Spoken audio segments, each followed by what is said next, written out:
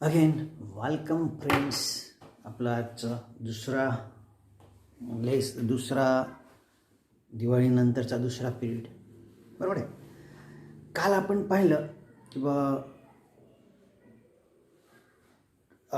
जर molecular basis of inheritance lesson पाहिलं. आता त्याच्यामधलाच पुढचा भाग ज्याच्यामध्ये आपण जेनेटिक कोड, आपण काल पॅकेजिंग पाहिलं ना. पॅकेजिंग म्हणजे आता लक्षात आलं असेल तुमचं की एवढा मोठा DNA, जो लिनियर DNA खूप मोठा आहे, हा छोट्या न्यूक्लियसमध्ये कसा बसवायचा, दॅट इज द क्वेश्चन. याचं उत्तर आपण काल पाहिलं. That is condensation, coiling, super coiling made it possible to introduce that long linear DNA into a small nucleus. बरोबर आहे. मग आता प्रश्न काय तो, all the information is located on a DNA we call it as a master molecule. DNAला आपण master molecule म्हणतो. जी सगळी जेनेटिक इन्फॉर्मेशन आहे ही त्या DNAवर प्रेझेंट आहे आणि DNA हा न्यूक्लियसमध्ये आहे. बरोबर आहे. मग आता ही इन्फॉर्मेशन यूज कशी केल्या जाते, how that information is identified and utilised. आता तुम्ही पाहत असाल की आपलं आता कॉम्प्युटरचं युग आहे. बरोबर आहे. त्याची कोड लँग्वेज शिकावं लागतं. जावा, C++ किंवा जे स्नॅपड्रॅगन वगैरे तुम्ही ह्याच्यामध्ये पाहिलं असेल ना मोबाईलमध्ये, हे कोड वर्ड्स आहेत, कोड लँग्वेजेस आहेत. तशीच कोड लँग्वेज DNAची आहे. बरोबर आहे. आता ह्याचे काही टर्म्स आपल्याला पहिल्यांदा 3 टर्म्स शिकायचे आहेत. दॅट इज कोडोजिन, कोडॉन आणि अँटीकोडॉन. हे 3 टर्म्स आहेत. बरोबर आहे. So what is codogen? Codogen is a successive nucleotide which is present on a DNA strand which specifies for a particular amino acid. हा एक स्मॉल सिक्वेन्स आहे सक्सेसिव्ह नायट्रोजिनस बेसिसचा, जो DNA स्ट्रँडवरती प्रेझेंट आहे आणि जो एका पर्टिक्युलर ॲमिनो ॲसिडला रिकग्नाइज करतो. बरोबर आहे. Second, that we call it as a codogen. What is codon? Codon is the smallest successive, it is a group of 3 successive nitrogenous base on mRNA. हा 3 successive नायट्रोजिनस बेसचा group आहे जो mRNA वर आहे.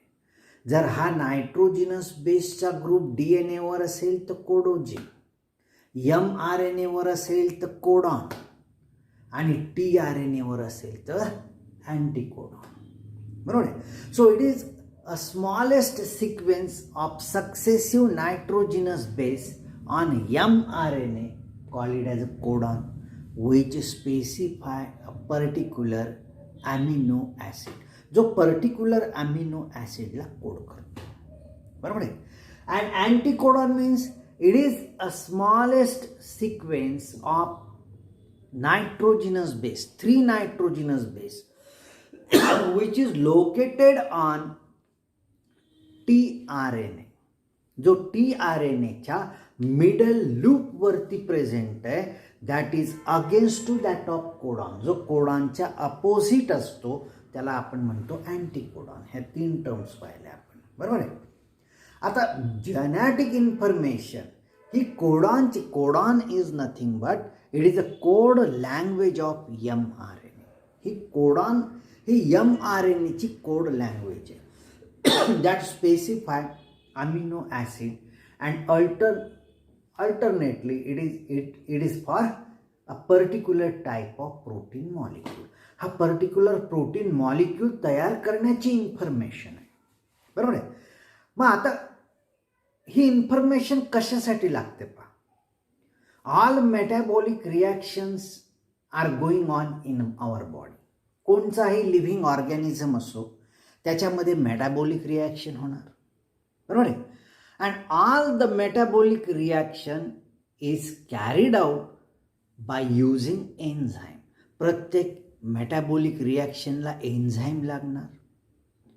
Almost all enzymes are made up of protein. Enzyme हा प्रोटीननी बनलेला आहे आणि प्रोटीनची इन्फॉर्मेशन कोणाकडे आहे? It is located on DNA स्टँड. म्हणजे ही जेनेटिक इन्फॉर्मेशन जोपर्यंत न्यूक्लियसमध्ये असलेल्या DNA कडनं mRNAवर शेअर केल्या जाणार नाही आणि ती शेअर करून तो mRNA जोपर्यंत रायबोझोमपर्यंत येणार नाही, it is not possible to synthesize a particular type of protein molecule. Protein molecule तयार होणार नाही आणि प्रोटीन मॉलिक्यूल तयार झाला नाही तर अल्टिमेटली एन्झाईम्स तयार होणार नाही आणि एन्झाईम्स तयार झाले नाही तर रिॲक्शन होणार नाही. The same thing is carried out with insulin. Insulin it is a type of. Insulin कशासाठी असतं? It is it is for sugar ॲक्युम्युलेशन. बरोबर आहे. मग ही इन्फॉर्मेशन हा प्रोटीन तयार करणं बंद झालं तर इन्सुलिन बॉडीमध्ये तयार होत नाही.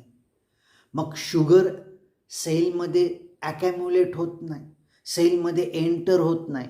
इन्सुलिन इज अ टाईप, हा एक पासवर्ड आहे. तो इन्सुलिन असेल तर ब्लडमधली शुगर ही सेलमध्ये एंटर होईल.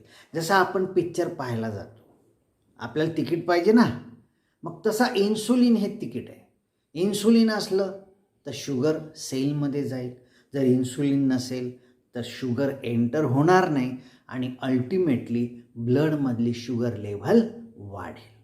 बरोबर आहे. हा सुद्धा एन्झाईम, हा सुद्धा प्रोटीननी बनलेला आहे. आता असे डायजेस्टिव्ह सिस्टीमचे खूप सारे एन्झाईम्स आहे. प्रत्येक रिॲक्शन आपल्याला एन्झाईम्सद्वारे कॅरी केलं जातं. जसं hair is a type of protein. Protein आहे हा, म्हणजे प्रोटीन तयार करण्याची आपलं जे स्ट्रक्चर तयार होत असतं ना, it is due to the particular protein.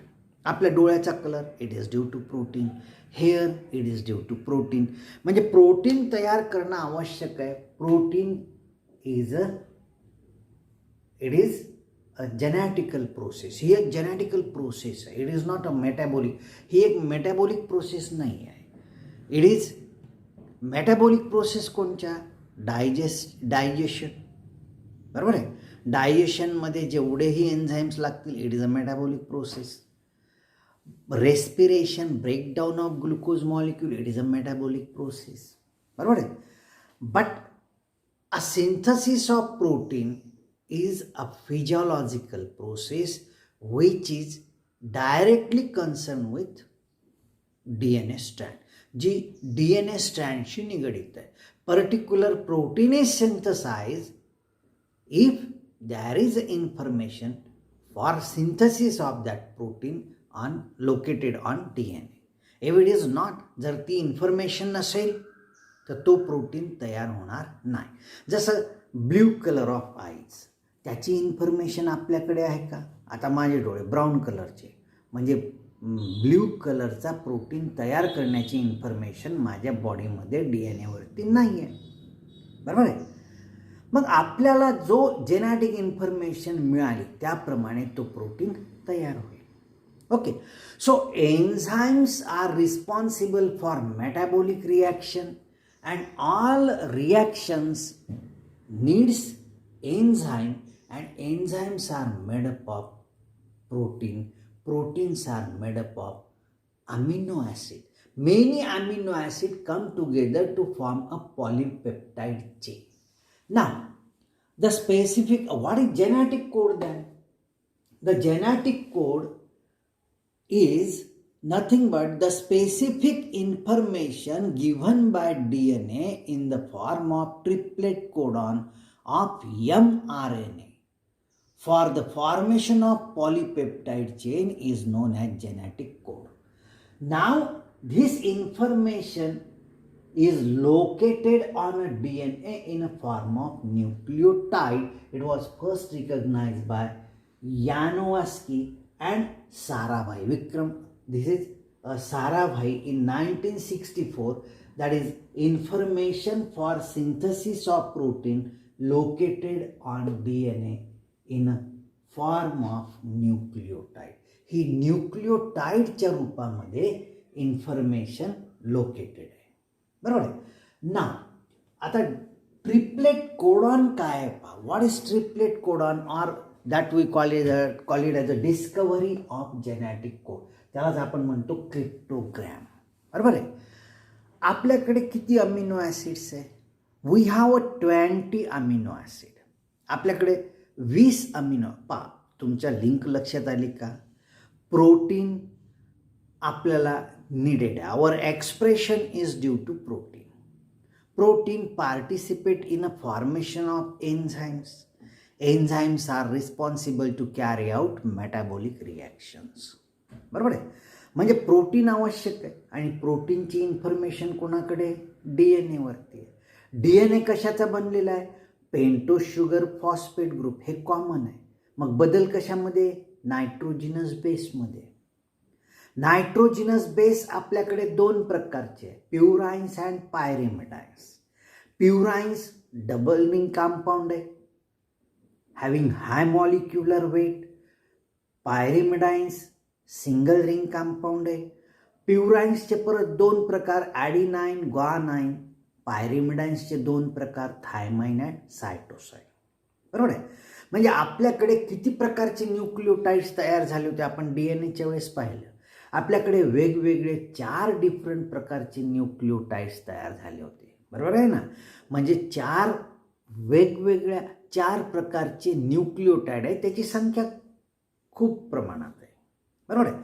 पण बेसिकली 4 प्रकार. A nucleotide with adenine, nucleotide with guanine, nucleotide with cytosine, nucleotide with cytosine guanine. बरोबर आहे. Adenine guanine thymine cytosine. बरोबर आहे. मग आता हे 4 प्रकारचे न्यूक्लियोटाइड्स आहेत and there is 20 amino acids.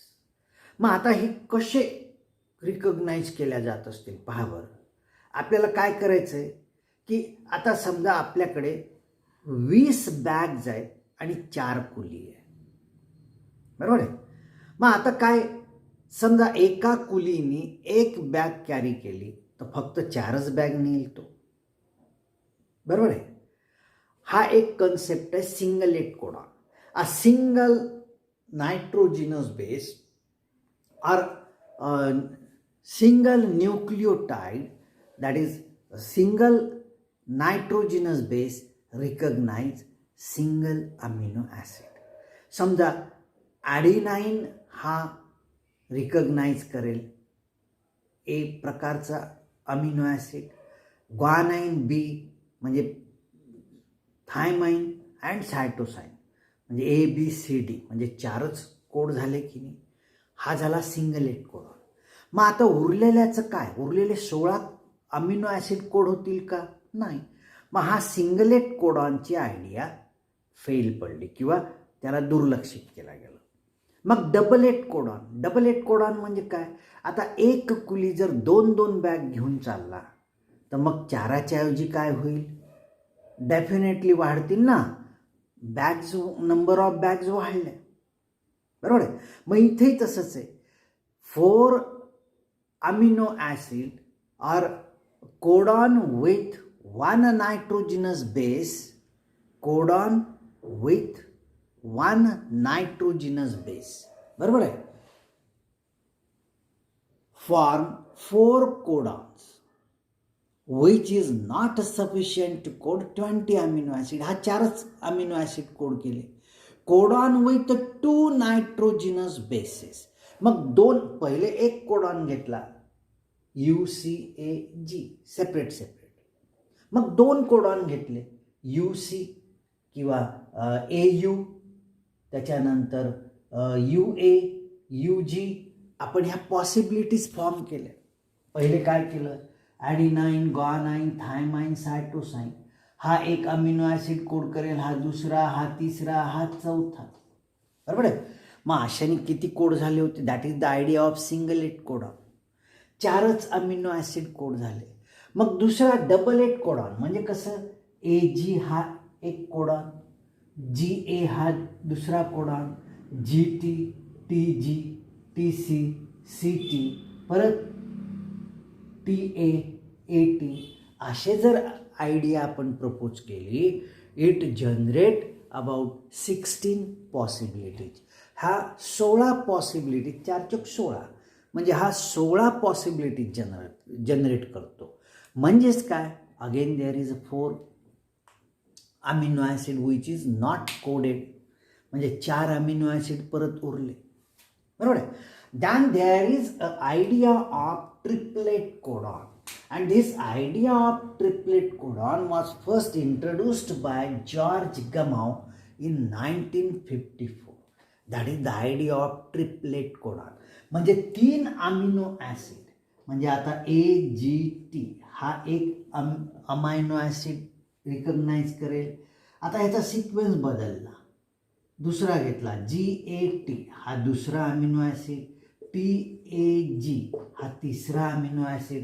अशा जर पॉसिबिलिटीज आपण, दीज आर प्रॉबेबिलिटी, तुम्हाला मॅथमॅटिक्समध्ये आहे ना प्रॉबेबिलिटी, मग अशी जर प्रॉबेबिलिटी आपण कन्सिडर केली, it generate 64 possibilities and that is 64 codons and that codons are enough sufficient to code 20 amino acid. म्हणजे आता ह्याच्यामध्ये पहा, ह्या 64 जरी झाल्या तरी ह्याच्यामध्ये जे 3 आहेत, UAA, UAG, UAA, UAG and UGA, this code for nothing. हे 3 कोडॉन असे आहेत की ते काहीच कोड करणार नाही. मग हे 3 कोडॉन जर आपण काढून टाकले तर राहतात किती, 64 मधनं 3 गेले, बाकीचे सफिशियंट आहे ना 20 अमिनो ॲसिड कोड करायचे. So we have enough sufficient to code the 20 amino acid. So this idea was first proposed by Gamow. Now this direct evidence for genetic code was given by Crick. क्रिकने सगळ्यात पहिला हा idea सांगितला की codon असतो. It is by frame shift mutation. नाव the different scientist are concern with the development or research to identify the codon. आता कोणकोणते सायंटिस्ट आहे पहा, Marshall, Nirenberg, Heinrich, Matthaei, Hargobind Khorana. these are the scientists who concerned with the genetic code, and these scientists cracked the different 64 codon which code for particular amino acid. And for that outstanding discovery, Hargobind Khurana with Nirenberg and Marshall, they contribute a Nobel Prize. Now, आता हे कसे शोधले गेले पहा. They identified with the help of homopolymer and copolymer. आता होमोपॉलिमर म्हणजे कोणता? It is artificial mRNA content only one type of नायट्रोजिनस base. जसं युरॅसिल हा एकच प्रकारचा नायट्रोजिनस बेस कॅरी करेल जसं uracil, and it is for identification of amino acid. Okay, मग असा पॉलिमर आणि होमोपॉलिमर आणि कोपॉलिमर वापरून त्यांनी डिफरंट कोडॉन्स आयडेंटिफाय केले, क्रॅक केले, and that we call it as codon dictionary. आता कोडॉन डिक्शनरी तयार करण्याची सिंपल प्रोसेस मी तुम्हाला सांगतो. हे नायट्रोजिनस बेस इकडे लिहून घ्या, UCAG. युरॅसिल, सायटोसाइन, ॲडिनाइन, गॉन आहे. Uracil is that is thymine is replaced by uracil. इकडे लिहून घेतलं UCAG. आता प्रत्येक कॉलममध्ये UCAG, UCAG, UCAG असं लिहून टाकायचं, बरोबर आहे. आता फर्स्ट कोडॉन, ट्रिपलेट कोडॉन कसा जनरेट करायचा पहा. जसं UUU पहिला, UUC, UUA, UUG. म्हणजे पहिल्या कॉलममध्ये किती ट्रिपलेट कोडॉन झाले? 4 ट्रिपलेट कोडॉन झाले. त्याच्यामधला UUU आणि UUC it represent phenylalanine, while UUA and UUG represent leucine. हा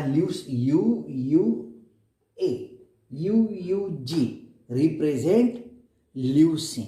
ओके, मग तसंच दुसऱ्या ह्याचं घ्या, UCU, UCC, UCA, UCG, हा दुसरा कॉलम झाला. And all these recognise serine as a nitrogenous base. हा सेराइन नावाचा नायट्रोजिनस बेस, हा सेराइन नावाचा अमिनो ॲसिड रिकग्नाइज करेल. बरोबर आहे. सो हे चारही एकाच अमिनो ॲसिडला कोड करतात. बरोबर आहे. मग तिसरा कॉलम घ्या, UAU, UAC, UAA, UAG. बरोबर आहे. एट कोड पहिले दोन जे आहे UAU आणि UAC, it is for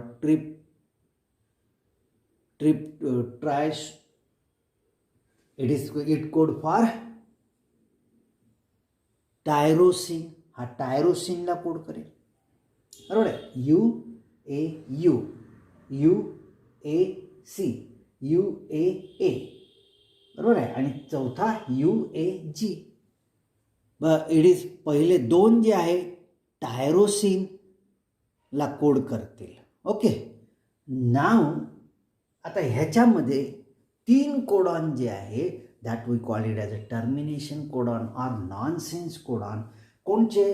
UAA, UAC or UCA, that code for nothing. हे कोणत्याच अमिनो ॲसिडला कोड करत नाही. That we call it as a nonsense codon or termination codon. Okay, आता ही झाली अशी प्रत्येक ह्याची काउंट करा. That we constitute to form codon dictionary. Okay, आता ह्याच्या काही प्रॉपर्टीज आहेत, प्रॉपर्टीज ऑफ जेनेटिक कोड. बरोबर आहे. आता ह्याच्या प्रॉपर्टीज काय पहा बरं. पहिली प्रॉपर्टी आहे genetic code is triplet codon. Genetic code हा नेहमी ट्रिपलेटच राहील. That is 3 successive nitrogenous base. AUG code for methionine amino acid. आता जसं ह्याच्यामध्ये AUG आहे, हा मिथॅनॉइन अमिनो ॲसिड कोड करेल. बरोबर आहे. तसं AUA, it is also for methionine amino acid. हा एक कोडॉन, हा दुसरा कोडॉन, हा तिसरा कोडॉन, हा चौथा कोडॉन, हा 5वा, 6वा, 7वा, 8वा.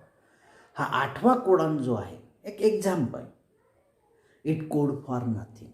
मीन्स आता हे 8 हा एक अमिनो ॲसिड आणेल ज्याला आपण AA1 म्हणू, हा दुसरा AA2, हा तिसरा AA3, असे 7 अमिनो ॲसिड एकत्र येतील आणि एक पॉलीपेप्टाईड चेन तयार होईल. That we call it as protein molecule. हा एक प्रोटीन तयार झाला. बरोबर आहे. प्रोटीन चेन तयार झाली. Protein is a polypeptide chain. Okay, आता हा काहीच कोड करत नाही म्हणजे इथे काय होईल, a process of protein synthesis terminate. म्हणून आपण त्याला म्हणतो termination codon.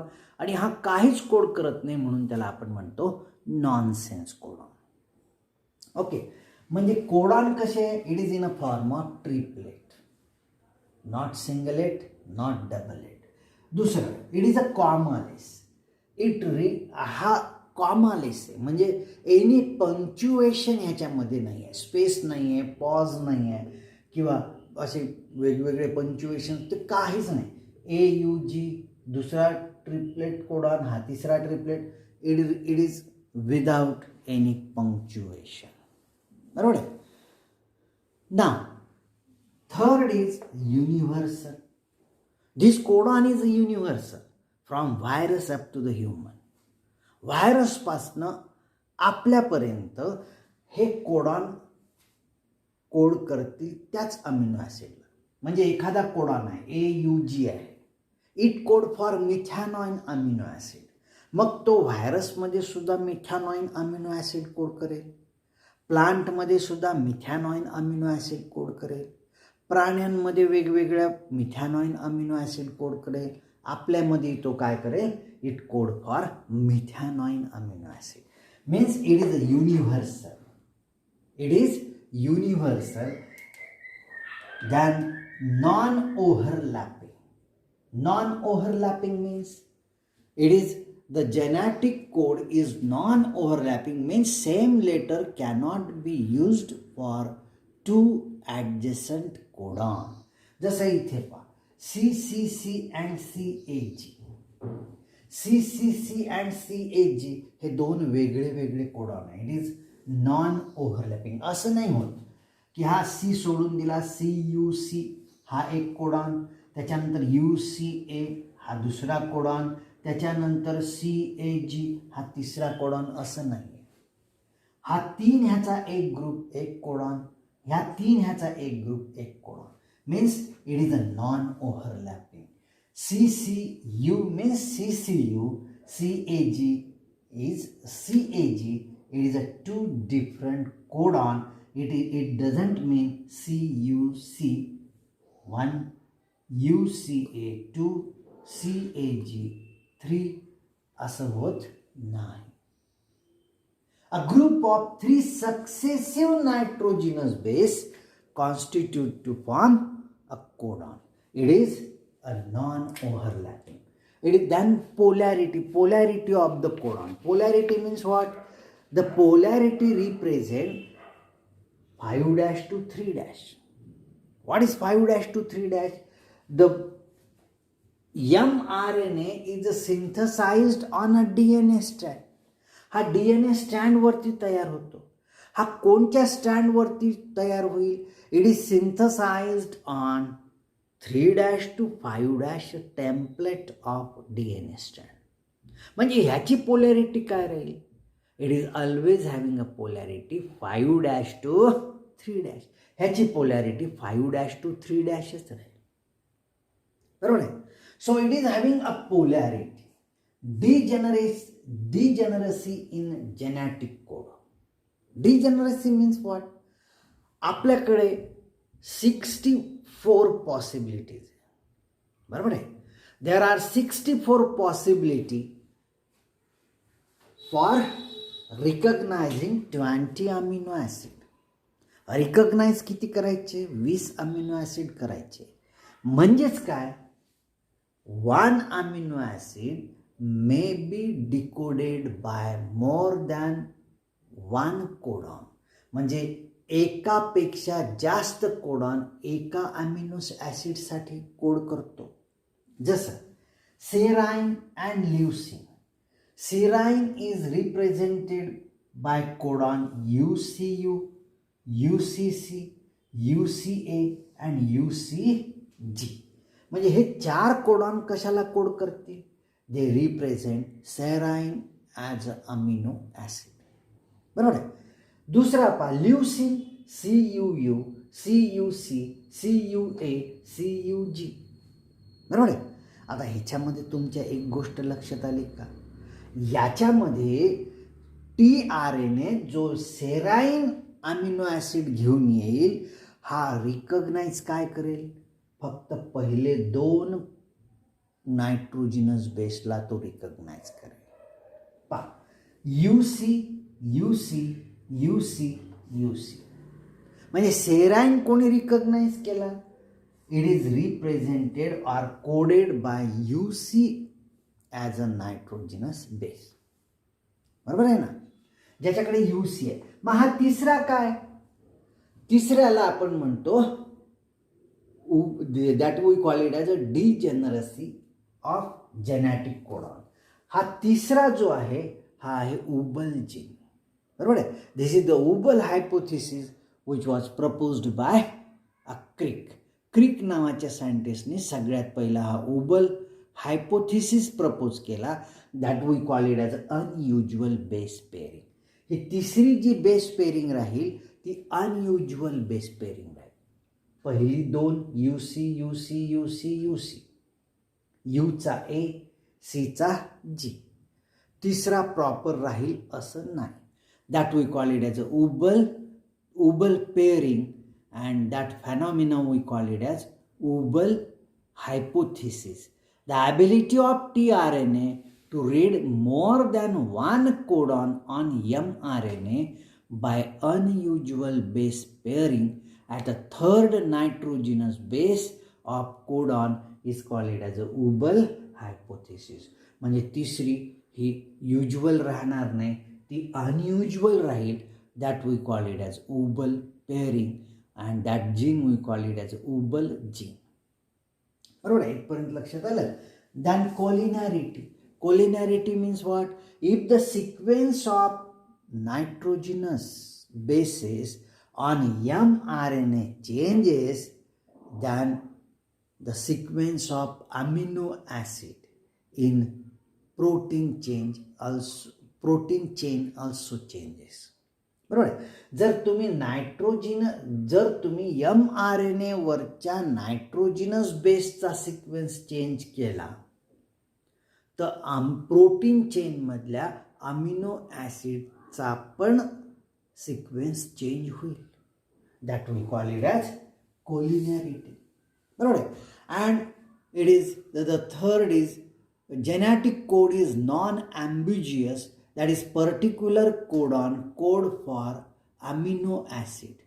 To different amino acid will never encoded by same codon.